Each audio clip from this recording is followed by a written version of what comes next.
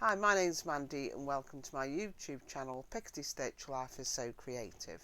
This channel is mainly about knitting, sewing, quilting, anything crafty I get up to in my craft room in the UK.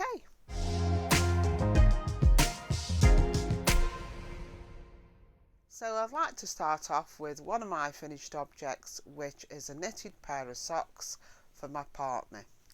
The wool is from the West Yorkshire Spinners. It's in their Country Birds range and the colourway is mallard. And as you can see, they're the colours of a mallard duck. The wool is 75% wool and 25% nylon, and of that 75% wool, 35% comes from the blue-faced Stichy. So this is what it looks like when you purchase the yarn, and when you knit up it self-stripes into that. It's a 4-ply wool and I've knit these socks on 2.5mm needles using a magic loop method. The pattern is a free pattern I obtained from the Ravelry platform.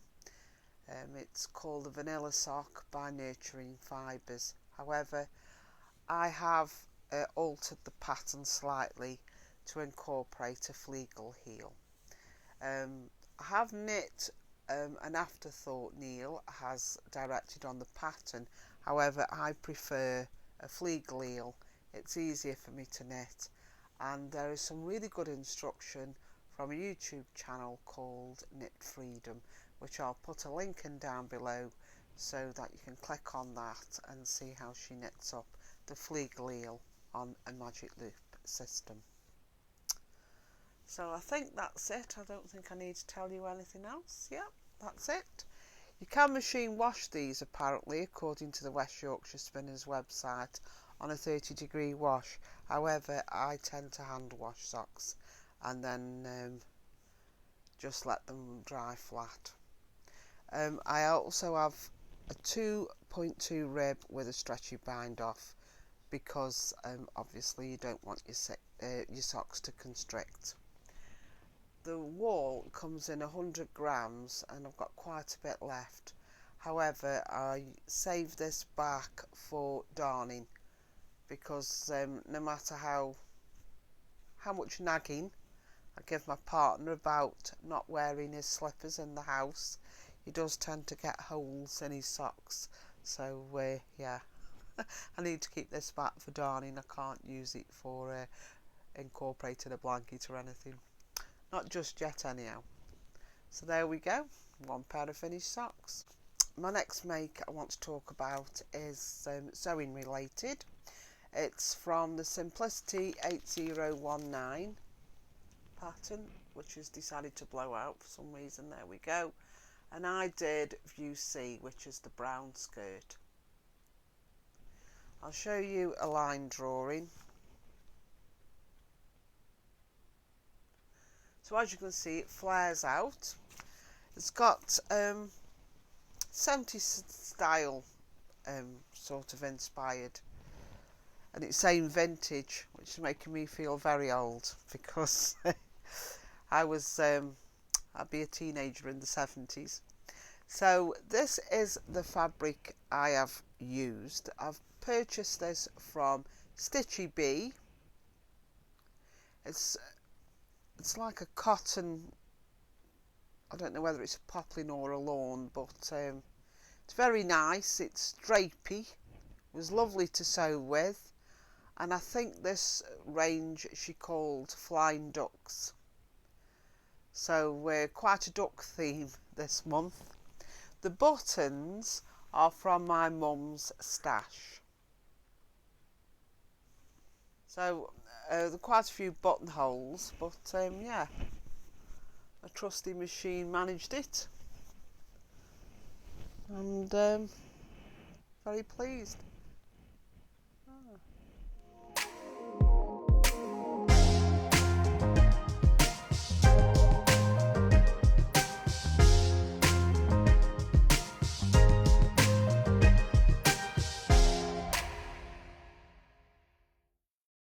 next make is for my granddaughter. The pattern is from a Bergère de France magazine. This is for the Calanu range. And I knit a cape.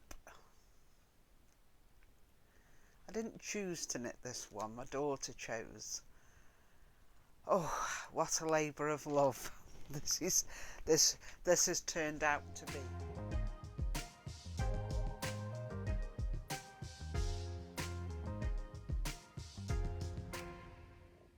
Made up of 75% acrylic and 25% wool. So there is some wool in there.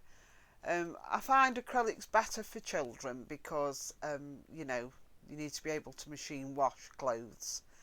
And my daughters will machine wash. They're too busy to be standing there hand washing. So again, this is on a 30 degree. So these are the colours they suggest for the stars. However, there was, I think it was this one and one of the pinks they hadn't got. I think it was this one. They hadn't got in stock at Ollie's Haberdashery where I purchased the wool from. So I had to improvise. This is the nearest colour I could get to the magenta, but they didn't have a paler pink. So I ended up having to purchase this lilac colour. So I've got plenty of wool left there, perhaps for make a stripy cardigan. But this is the finished article.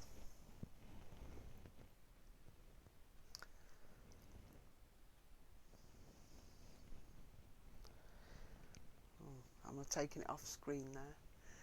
So in the booklet, the size range is 6 months to 4 years. However, they didn't have a size for a 3-year-old in the booklet for some reason. I think it was 6 months, 2 years and 4 years, and because there is quite a lot of stitches in this cape, I decided it for a 4-year-old because I wanted this cape to last her for at least a couple of seasons. The one thing I found a bit of a bind was the ribbing. These are grafted on after you've made the cape. So I think it was 300 stitches and I think you did 6 rows. And then you had to graft on. And of course you have to do the same for the back.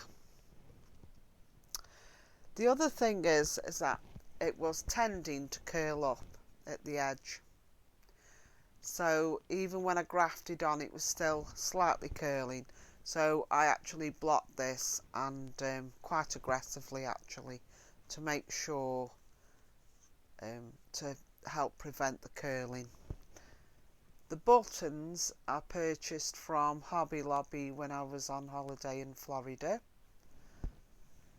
It does look a little bit strange, but basically it's the arm. That's the arm and the hand comes out there. So, but with the lockdown at the moment, I haven't been able to go and give her the present and photograph her with it on. So that's a shame really. But yeah, quite pleased. The back is plain. I was going to incorporate stars on the back as well, but no, I stuck to the pattern. And so that's the cape in the Bergère de France wool in the Calanu range.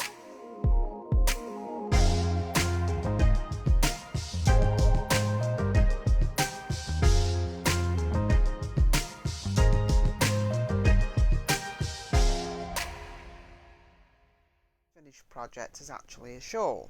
I've never ever knit a shawl. I've crocheted a shawl, but I've never knit a shawl. So this was knit on 3.5s. It's got a cable centre and then this lace front, and then this section is lace. Well, the pattern goes to the side. It's a completely different pattern from this side. But then at the very end, you pick up the stitches and you've got this lacy border, which I need to block, so some of the holes will become smaller and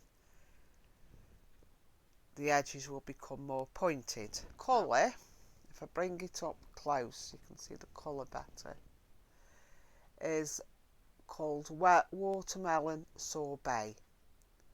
The company is called Watercolours and Lace, and the wool composition is 80% alpaca and 20% silk. I've incorporated beads into this as suggested. I've used 2 different types of beads. On the main body I've used this, it's more like it's quite a shiny bead, and then I've used the more orangey beads, a different type, on the bottom. So I'll pop it on and you can see what it looks like. I'm going to take my mic off first because there's nothing more irritating.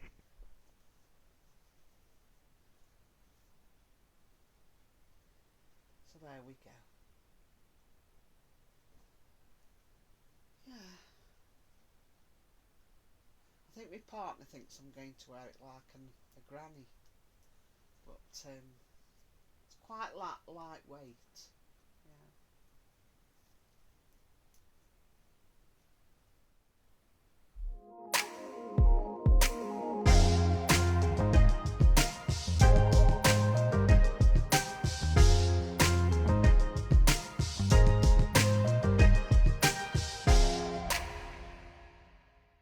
So my final make is a quilt from this book, which I purchased quite a long time ago. It is called Quilt in a Day, The Log Cabin Pattern by Eleanor Burns. Eleanor Burns is an American lady who developed the company Quilt in a Day, and I think the idea is that you can actually make a quilt in a day using her techniques. Now the log cabin pattern basically it's basically just that. It's strips of fabric you sew together, which are the logs, and the middle square, which you start off with, denotes the fireplace, the fire, or the hearth, should we say, the fireplace, which is in the centre of the log cabin. Now, the other thing with this book is Eleanor Burns actually shows you how to lay out your blocks so you can make different patterns. And I think the pattern I chose was called Field and Furrows. I can't show you the layout because this is a purchased book, but there are different designs, layouts for the different sizes of beds, and it explains to you how much material per yard you require for the blocks for the different sizes, from a cot size right up to, I think it's a Super King. It was quite a few years ago I asked my granddaughter if she would like a quilt making, because I'd made one, I think it was around about 2008, and it was mainly Ditsy Little Flowers, the fabric I'd used. So I said, would you like a new quilt? And she said yes, she'd like one. And I said, what colours? And she said black and white. I thought, because I just don't get why people would want to quilt in black and white. I'm sorry, but I don't. Black, white or grey. And I just thought, I like some colours. And I'm not overly, I don't like a lot of bright colours, but I do like the florals. And so I thought, right, okay.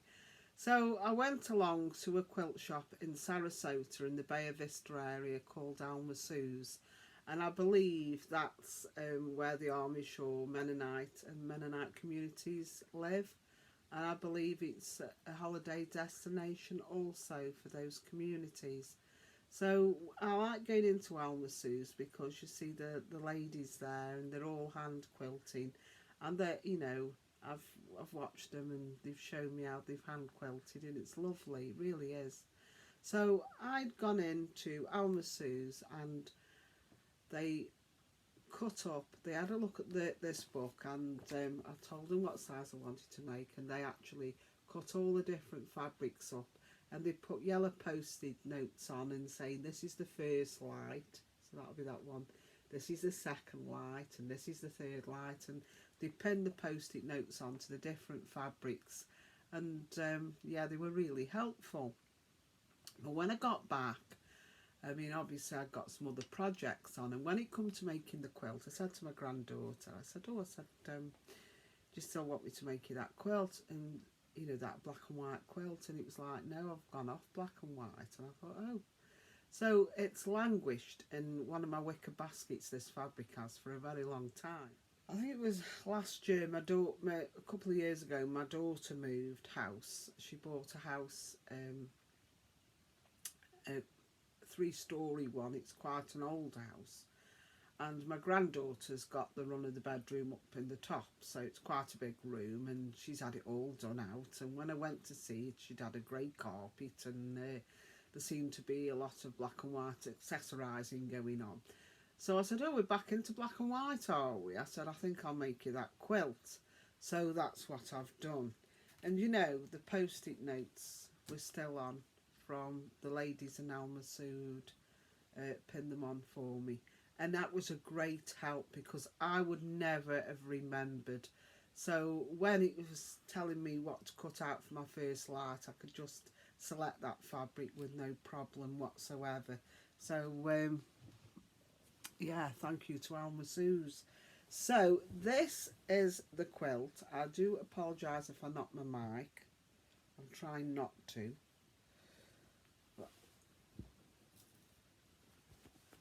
I'll show you one of the stand up and show you one of the logs.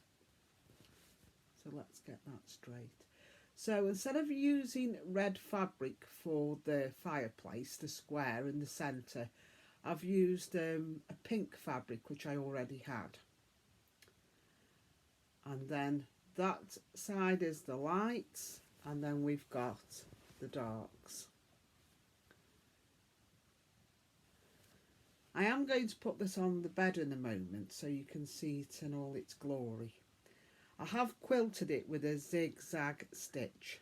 I've used black cotton where the black logs are and white cotton where the white logs are. The back, I've used a grey fabric which I purchased from Abercorn's.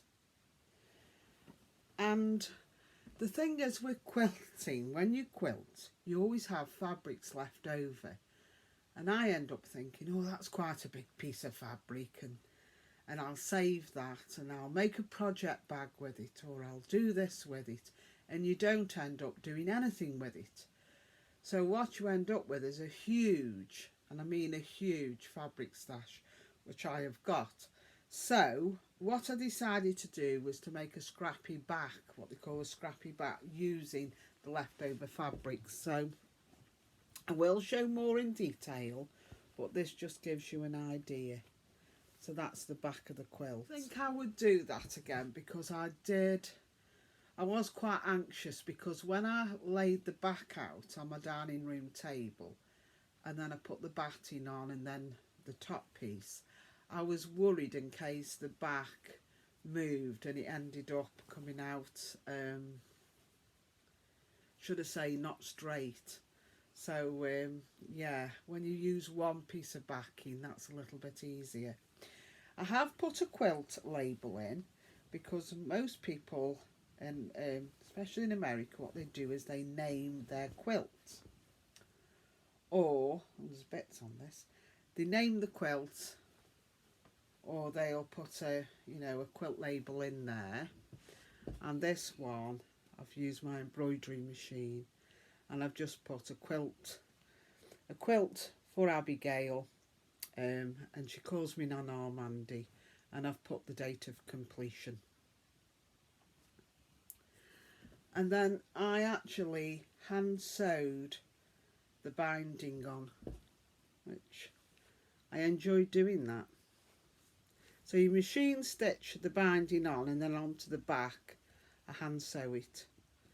And I quite enjoy sitting there. It's quite therapeutic just sitting there hand sewing. So yeah, so I'm going to show you now what it looks like on the bed, so you can see the actual pattern the log cabin blocks make, and I'll also show you the back of the quilt.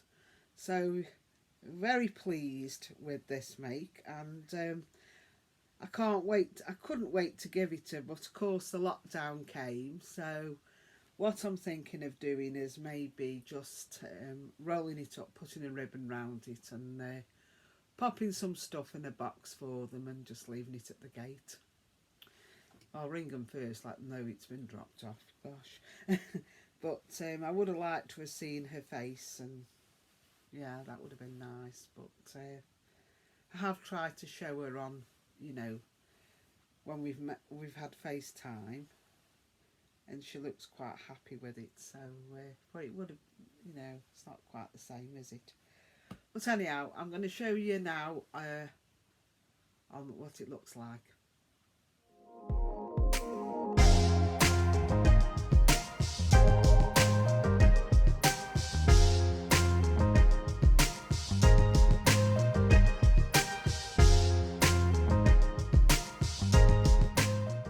So this is the actual quilt.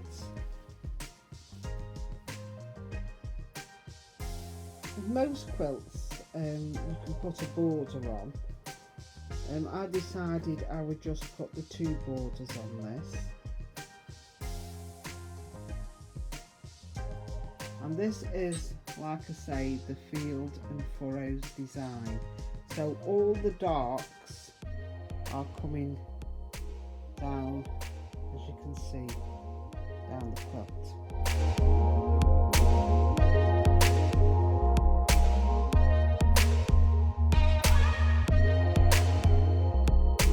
Make a lovely keepsake for my granddaughter. So in years to come, you know, her children and her grandchildren will know that I've made the quilt for her. Lovely. So yeah. So and that's the front. Lovely. So thank you for watching. I forgot to mention today's date. It is the 16th of April 2020, and I hope I've just heard that the UK are going to be in lockdown for probably another 3 weeks, so stay safe and speak soon.